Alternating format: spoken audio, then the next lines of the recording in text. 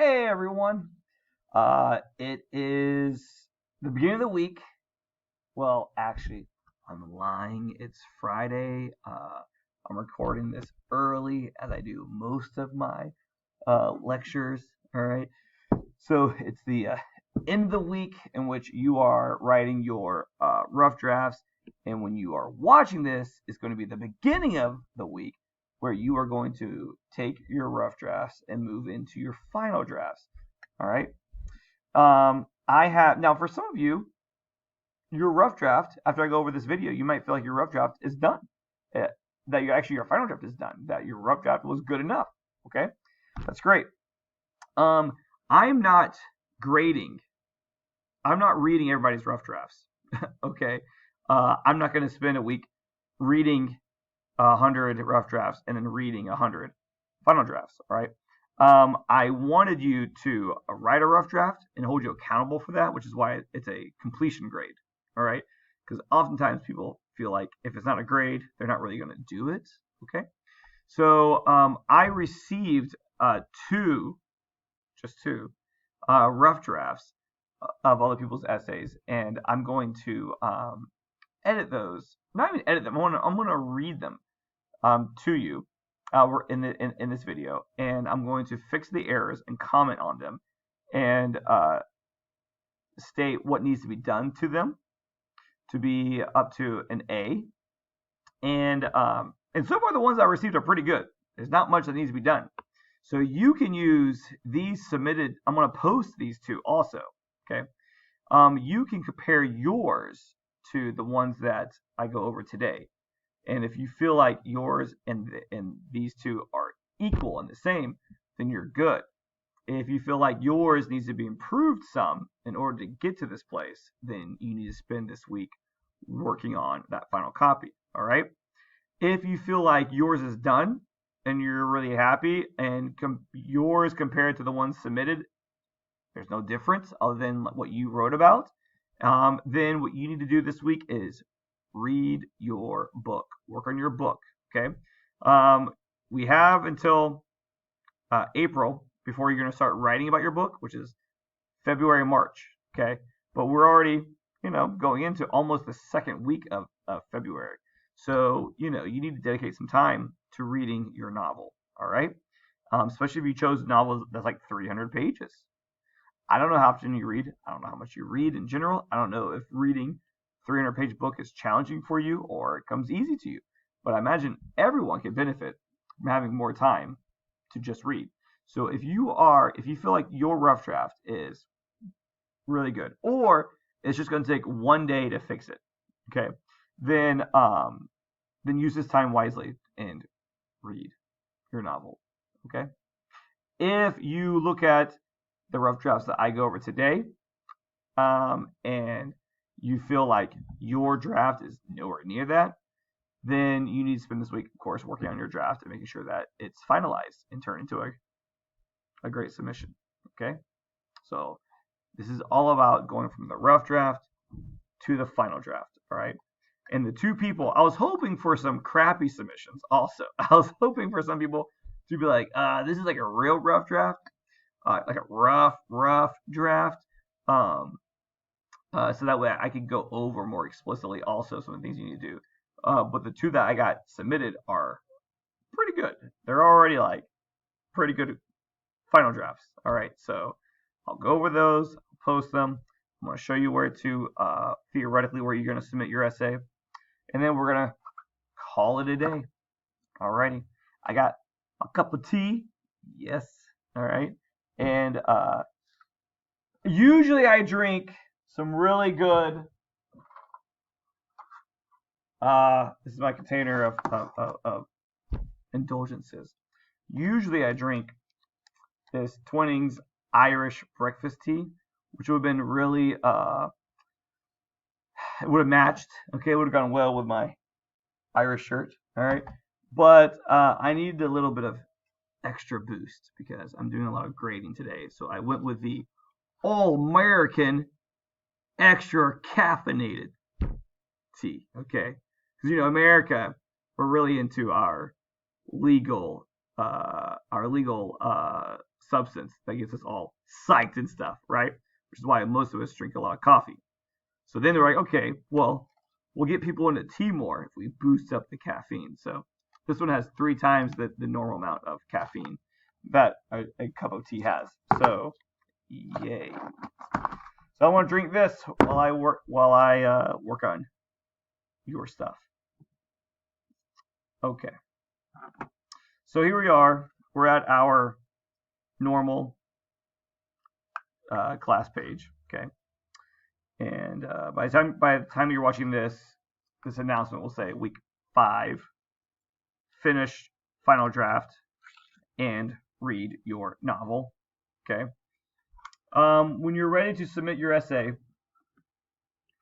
you're going to go to lessons, and you are going to go to essay 1, and you're going to scroll to the very bottom, and ta-da, it's not actually there yet, but at the very bottom, underneath rough draft submission, is going to be a link for you to submit your essay. Okay, I have not uploaded this yet because it requires me to create and post a rubric to go along with it. Okay, and I just haven't had time to do that yet, but it'll be up by the time that you get around to submitting your final draft. Okay, so don't worry, it will be there, but it'll be right underneath rough draft submission.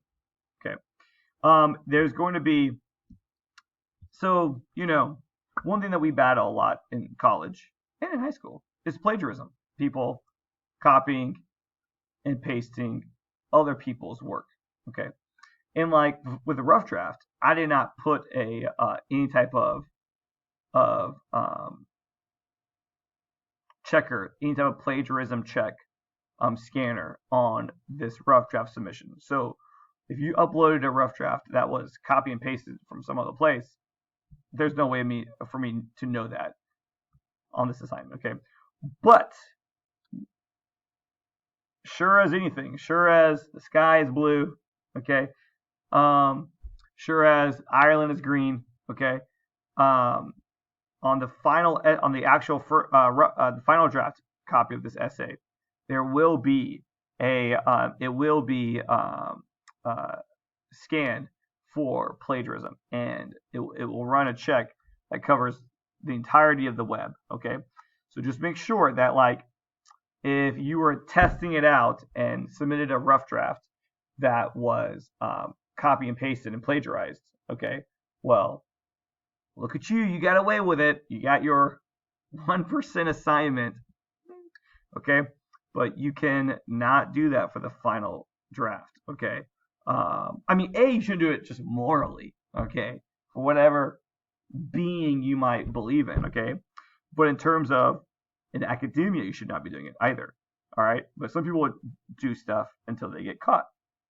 Okay, so since this final draft is worth 25% of your overall grade, and the stakes are very high, there will be a plagiarism checker. All right, that will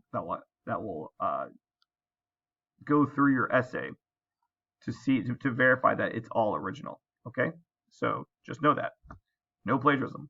No copy and pasting of other people's work. Okay? Cheers. All right. So now I'm going to go through these 2 submissions and talk about them, read them, make a few notes, make a few corrections, and then we'll be done. Okay? So the first essay that was submitted to me is this one. Okay? It's 3 pages plus a 4th works cited page. Already the length looks really good. I mean, when we look at the description here, it says that for a length, 2 full pages, about 600 words. Okay, that's minimum. Remember, I discussed this. It's minimum. That's not like, oh, A quality. That's okay. At least passing. At least passing. And passing is D. All right. So 2 full pages, about 600 words. So we look at this first example, and we have 2.5 pages, which is good, and 846 words, which is nice. Okay, so already, without even reading it, it looks good. If everything is on track in terms of the writing, then great. Okay, we have the heading. So I look at the length, then I'm looking at the heading. All right, the heading is not inside of the header, which is good. All right, I know that was confusing. I did that whole lesson last week about that. All right, we have the student's name is not her real name, and then we have the page number and last name at the top right. All right, and we have my name in the class, and we have the due date. Okay. Now, one thing that I would do to this is that, look, notice how on the left side, it's all straight lines. Everything that starts right here, 1 inch in, okay? Now, on this side, though, it's all like wonky, all right? It looks like jagged teeth or like a mountain range, okay? And some of these lines go to the end like dire, but other ones get cut off short. So what I would do is I would select all. Let's see. I just like to do Control A. Select all. Then I go up here to the alignments and I click on Justify. Now watch the right side. Watch this side right here. Okay, when I hit Justify. You ready? Boom! Look at that. Ooh, that's so pretty. That's so pretty. Oh, I like it. All right. It's all lined perfectly. It's perfectly 1 inch from the left, and it's perfectly 1 inch to the right. It isn't changing the words. Let's see. It doesn't really change. It doesn't change the length of it. Okay. It just makes it pretty. Makes it pretty. Okay. Makes it more professional. Makes it look like when you open a book. Open a book. It's both sides goes to the margins and goes straight down. It's not all jaggedy. Now you then have to fix your title. You click on your title and go back to center. Boom, done. Okay. But this is what I'm looking for. Straight, straight, straight, and straight, straight, straight. 1 inch margins on the left, 1 inch margins on the right. Okay? Okay. So now let's read this. A Rose for Emily. That's a short story. That short story was taken from the list of short stories that was provided to you. William Faulkner's A Rose for Emily, and it's good. It's a short story, so therefore it's in quotation marks. Okay.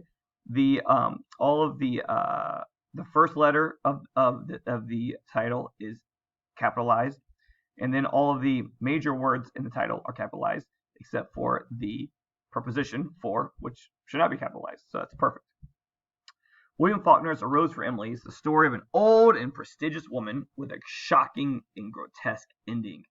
Although the reader is left amazed at the sudden and dire turn of events, Faulkner has left several clues throughout the story pointing towards the discovery of Homer Barron's body. Ooh, nice synopsis. Suggestions of smells, disappearances, and prior stubbornness to accept change all entwine to explore Homer Barron's death. This discovery, although unsettling, is not unbelievable. Through setting, character development, and point of view, Faulkner weaves a tale of the dangers of Emily's inability to change, resulting in the death of Homer Barron. That's a great intro, and that's superb. That's really good. Very clear thesis statement right here. Okay, very clear. Through setting, character development, and point of view. Those are the three things this person is going to discuss in the essay. Okay, and it discusses what Faulkner is going to do. Faulkner weaves a tale of the dangers of Emily's inability to change. All right, that's great. I'm really looking forward to reading this. It has a very clear thesis. It has a very good introduction where it leads us into some background information about the story and what it is about. Very good. Now I got to make sure that each paragraph lines up with the thesis. Okay. The first paragraph should be about setting. And as I see here, Faulkner uses setting. Great. The second body paragraph should be about character development. Let's see, let's see, let's see. Okay, I see the word characters. What? Okay, good. Check, check, check. And then the third body paragraph should be about point of view. Faulkner's unique use of point of view. What? Okay, very good. So yeah, so already it's organized correctly. Organized in a way in which it flows along with thesis. All right, so let's go through this. Faulkner uses setting to explain the character of Emily. I don't know, Grierson. So that's the claim. He uses setting to explain. Most of the story takes place in the home of Emily. Emily lived in an old, deteriorating house, the only one left on her road. Faulkner emphasizes that the outside of the house used to be ornate and on the most select street. However, inside, okay, quote, the leather was cracked, and when they sat down, a faint dust rose sluggishly about their thighs, spinning with slow motes in the single sun ray. Quote, Faulkner, period. Very good. This is punctuated correctly, and it's introduced correctly, and it's not a drop quote. Perfect. Beautiful. Awesome. No page number because it's online source. All right. No paragraph number because we don't do that. All right. Perfect. At one point, the house had life, but now it is as dead as Homer Bear. Both the inside and outside of Miss Grierson's house was in disuse and decay. With her inability to accept her father's death, she was also unable to accept the rejection of Homer, who, quote, liked men and was not marrying a man. Instead of facing the embarrassment of Homer's sexual orientation and rejection, she decides killing him is the better alternative. This shows her mental capacity, which is failing, as much as the physical integrity of the house. That's great. It is as if the house reflects both Emily's past hopes and aspirations, the bitter reality of disappointment and rejection, and her decaying mental capacity. All right. That's great. That's good time. That's good analysis. The analysis is mixed in with the support. All right. So like, look, we have this right here. This is support.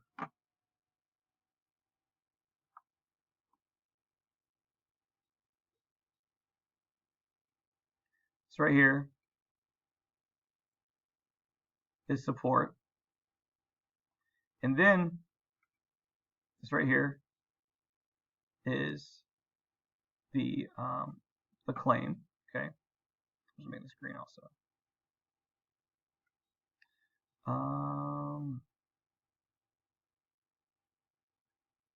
This right here is summary. But now this, at one point the house had a life, but now it is dead as Homer. Both the inside and outside of Mr. Grierson's house was disused and decay. This is analysis. This right here is all analysis. Okay. See, we have our three parts. We have our three parts of the paragraph. All right. It's done really well here. Next body paragraph. Lack of interaction with Emily and the rest of the characters alludes to the mystery behind what happened to Homer, her love interest. Emily is the last of the Griersons, a powerful family. All right, we don't need an apostrophe here. Okay. Her last name is Grierson. So then it's the last of the Griersons. She's the last of the multiplicity of Grierson, plural Griersons. We don't need an apostrophe there because there's no possession of anything. So get rid of that apostrophe. A powerful family. Because of her status, she's exempt from paying taxes. As the years went by, the town officials were now younger and had more modern ideas. However, Emily refused to change. The rest of the town. Not only did Emily push back modern change, but she also refused to acknowledge the death of her father. When her father died, there was no trace of grief on her face. She told, blah, blah, blah, blah, blah. Okay, this is good. Look at this. We use brackets here. Brackets indicate these words were not there. Okay? When her father died. Now look, this is past tense, which is fine because It's past tense in the story. When her father died, there was no trace of grief on her face. She told him that her father was not dead. She did that for 3 days, while doctors were trying to persuade her to let them dispose of the body. This tells me that if I went to go look at this quote in the book, this word would be different from what was actually there, and this word would be different from what was actually there. But that the author, the paper, felt that it needed to be changed to these 2 words in order to make sense of the story, okay, of the quote. So I trust that. Emily is not only traditionalist, but delusional. She refuses to acknowledge Homer's rejection of a marriage proposal and kills him so as to never lose him like she lost her father. We can see that Emily scorns change and goes through very little character development as a result. Okay. Now you notice that the voice has changed to present tense. Emily is not only traditionalist, but delusional. She refuses to acknowledge. That is present tense because the analysis of what's going on is happening right now. And if you go to the story in the moment, it's happening in the story. So notice how this student used past tense when talking about something in the past in the story. But then when she's referring to her general analysis of the character, the events that reflect the character's psychological state, those are happening in the moment, which is present tense. So this is past tense as it should be, and this is present tense as it should be. Very good. There's not a misusage of tenses, okay? We can see that Emily scorns change and goes through very little character development as a result. If we said we can see that Emily scorned change, you would only use scorned as if she was one way at the beginning and then different at the end. Kind of like Ebenezer Scrooge. All right? He was, earlier in the story, very miserly and greedy. But by the end, he's changed into someone who's trying to be more generous and giving things away. All right? So like, if it's in the past of this, within the story, then it's past tense. All right? If it is just the way that is in the story, the character is just that way, then it's present tense. Emily's inability to change and interact with other characters provides additional clues that Emily killed Homer so as to never lose him like she lost her father. Okay. Faulkner's unique use of point of view adds a special twist on the telling of a rose for Emily. It is unclear who the narrator is, because the narrator is not a member of the older generation, but neither is he very sympathetic to the younger. He has, look, a quote within a quote. See how it's singular. We have this quote, which is by a person named Evans, because the narrator is not a member of the older generation, but neither is he very sympathetic to the younger. He was. And now we have a quote, which comes from the Rose for Emily story, but Evans is writing it. So we have a singular quotation mark, but also a sense of history. Now we need a space right there. Space between the quotations. So I know it looks weird, there's 3 quotation marks, but that means there's a quote within a quote. So that's done correctly. Therefore, although the story is told in first person, it seems to be told from the perspective of the townspeople as a single person. Emily is viewed as a hereditary obligation upon the town, almost as though she is an ancient relic. Faulkner, that's great. Although she is respected by the town, she's also detached from it. Very few people know what happens in her personal life. Blah, blah, blah, blah, blah, blah, blah. Good. Okay. And then let me check something real fast.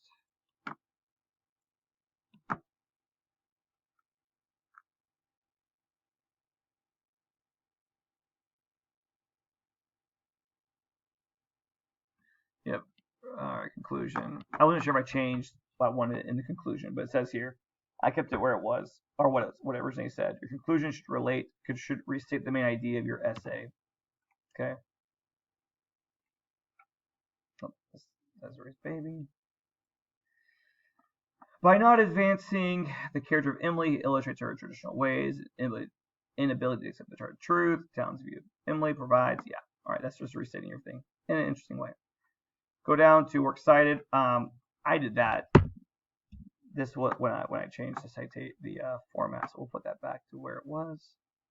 Okay, so we'll fix this, make sure that this looks all good per the usual. Okay. All right. Now look, this is because the formatting did this. When I highlighted all and pressed the justify, it made these big spaces in between the words in order to get it all the way to the end here. And this line is one total constant, no spaces between line.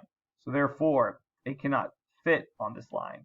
So therefore, in order to, the computer automatically did this, which I'm fine with. All right, I know that's not you doing that. The computer did that, no big deal. All right, great. So look, I think I caught two little errors and two grammatical errors in this. One was a space that needed to be between a space right here, and then there was a unnecessary apostrophe there. Okay, so this essay would have received an A, and even with those two errors in it, okay, this essay is A quality. This is, if this is, nothing was changed about this, and it was just submitted, and it passed the no plagiarism checker, then this essay will get 100%. All right, I mean not 100% because those two errors. Now after I fix those two errors, it'll get 100%. It probably would have gotten 95. Okay, I gotta take some points off for grammar, but this is great. Things are punctuated correctly. Things are cited correctly. They look really good. It's well discussed. It makes sense. The paragraph. I only did this analysis for one because as I read the other ones, I saw they were the same kind of way. All right. There's no point in me highlighting all the paragraphs when I can just use one to show you an example. There's a clear thesis statement that flows and through all of these paragraphs. They're all connected. Point of view, character development, and setting, and they all connect to the same thing here: setting, character development, point of view. So if you turn in something like this, you get an A, no problem. Okay, as long as when it goes through the plagiarism checker, it comes back with like, it won't. If you have any quote from a short story, it won't come back as 0%, which is fine.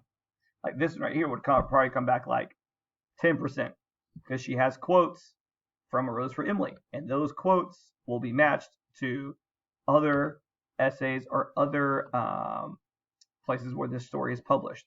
Okay, it's not the quotes that are concerning; it's the parts that have no quotation marks that are then also found to exist in other essays that have been turned in, or other short stories. Okay, that's when it's a problem.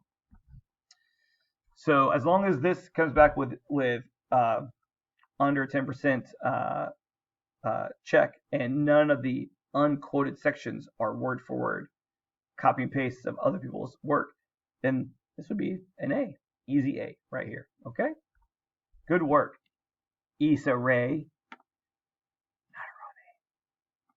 All right, running out of time. I'm not gonna go. Let's see here. Angela Davis's essay. All right. I'm gonna go kind of quickly through this one. I'm not gonna read this one out loud, word for word. All right, but I am going to do a quick edit of it, just so because the person submitted it and they wanted me to, and I think it will benefit all of you. So first off, I noticed same thing. I'm going to justify the formatting, so that way it's a straight line here and a straight line there. See how it's all rigidy? So we're going to do that. Boom, perfect. Which then makes us, they'll have to center the title. Desiree's baby analysis, rough draft. All right, I'm going to put Desiree's baby in quotation marks because that's the way it should be. Okay. All right, we have last name, page number, last name, first last name, my name, class, date, due date. Desiree's baby the title is in quotation marks in the essay, which is good. Comma inside the quotation marks, perfect. That's really good. All right. Tells a story about race, gender, love, and pride that took place in the South. Antebellum period. Antebellum is a proper noun, so we're gonna do A, capital A. Okay. During this time, there were racial tensions in the South and slavery. The setting creates the character development for Desiree. In Desiree's Baby, the symbols in the setting are used to reveal historical background, social views, and the characters. Okay. Now that this is a critique, I'm not quite sure what the thesis is. I don't know if each paragraph is going to focus on setting and character development and symbolism, or if each one is going to focus on the symbolism of historical background, the symbolism of social views, and the symbolism of the characters. So here we have symbols and setting. Okay, all right, symbols and setting, historical background. Okay, then we have society, marriage, children. I guess maybe that's social views. Okay. And then character development is the third. And the characters. All right, cool. So my suggestion would be to rewrite this in a way where the thesis stands out a lot more, where it's very clear that this is the thesis. Okay. And I don't mean to bold it. I mean I bolded it to emphasize it, but in your actual paper, don't bold it. But I would rewrite a little bit of this to make it clearer that this is your thesis, okay? That this is what each of the following paragraphs are going to cover. In the short story, the symbols reveal the historical background. Set in Civil War, okay? Which is a person of color.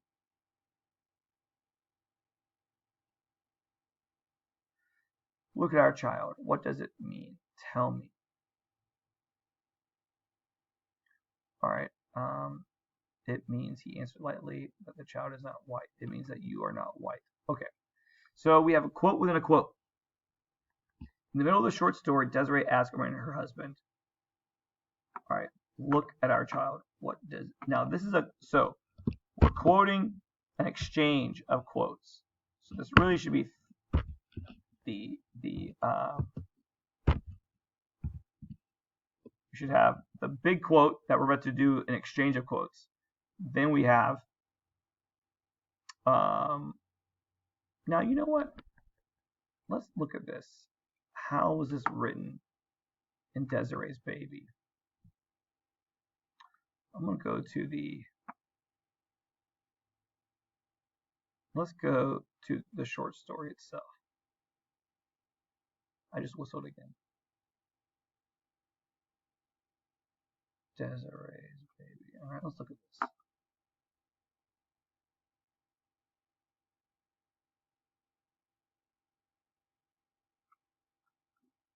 Okay, I'm looking for the dialogue exchange.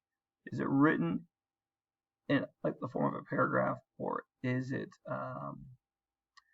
written in a different format? Sometimes it's written where it's like line, line, line, line. Look at your child. What does it mean? What does it mean? So find. Look at your child. Okay. Let's go back. What does it? Oh, here we go. All right. So then she rose and tottered towards him. Armand, she panted once more, clutching his arm. Look at our child. What does it mean? Tell me. He coldly but gently loosened her fingers from about his arm and thrust the hand away from him. Tell me what it means, she cried. It means, he answered lightly, that the child is not white. It means that you are not white. Woo, woo. Okay. So what we're going to do is this.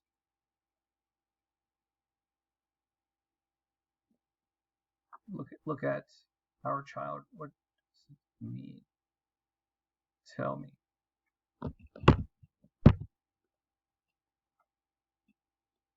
All right, so we're going to break this up a little bit.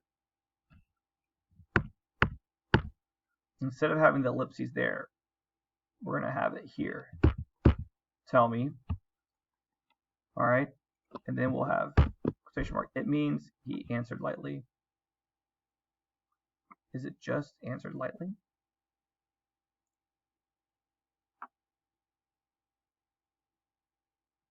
It means he answered lightly. Okay.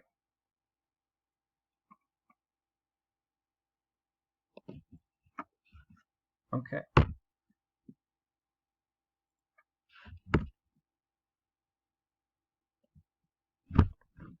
So instead of having this trope in here, what we're going to do is we're going to say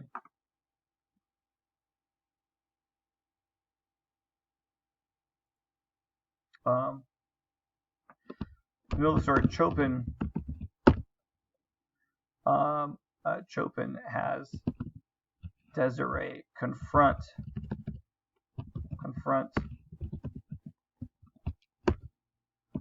her husband about his thoughts on their child.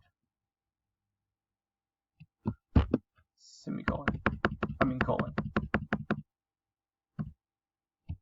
Okay. There we go. Now we're going to do this. Look at your child. What does it mean? Tell me. Oh, tell me needs to be capitalized. Okay, so when you have an exchange of quotes within your paper, then what you do is write it more like it would be in a novel, where it would be one character's line and then the next line another character's line. Okay. Look at your child. What does it mean? Tell me. Ellipses, which indicates there's more there, but we're cutting it out. It means he answered lightly, but the child is not white. It means that you are not white. Okay. Now, this is not a new paragraph because it's all part of the same paragraph. So now we're going to format that to the left. Armand believed that Desiree might be black and that was why their baby did not look like them. Okay.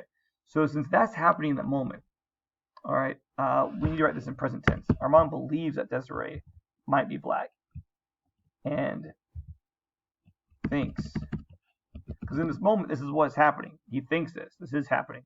Thinks that is why their baby does not look like them.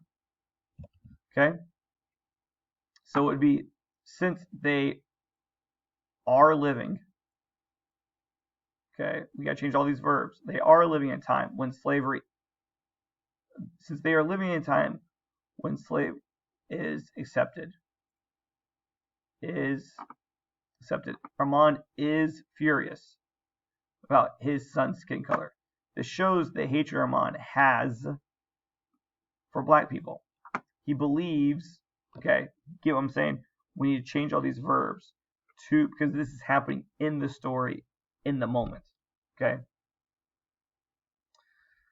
Armand's words inside it, he states, I think we don't need the ellipses beforehand. I thank the God for having so arranged our lives.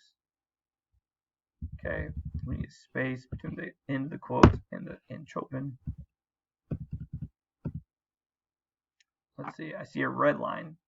It means it's not spelled correctly. There we go. All right, antebellum should be capital.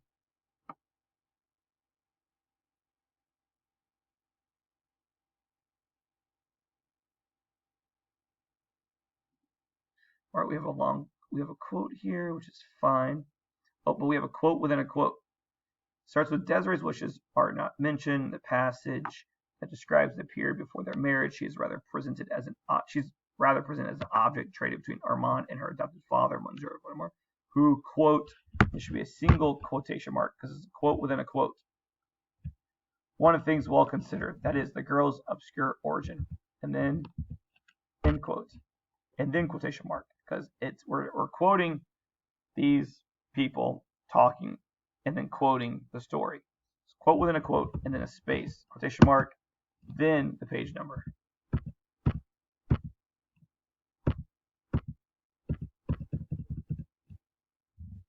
Okay. The rest of it is looking good. We just gotta make sure that things are written in present tense when they need to be. And we gotta make sure that we find these red squiggly lines, which means that there's words that are misspelled or there's grammatical errors like this. There we go. Antebellum, capital A. Alrighty. And then this was my fault, so we just got to fix the works cited and make sure that that's correct. Okay. Push backwards there. A, C, good. All right. So if this essay was just turned in as it was, okay, or without any fixing anything, I would say it's probably a low B. Okay. So they would still get in a B. They just turned it in the way it is. But to get an A, you gotta go an extra step. All right, in fixing all the small little details. All right. I hope this was useful for y'all. I hope y'all appreciate this. I hope y'all watch this and that you apply the same editing to your papers. Email me if you have any questions. All right, and I'm going to provide the first essay as an example of the way yours should look. All righty, see y'all later. The bell just rang, so gotta get to class. Oh wait, I'm already here.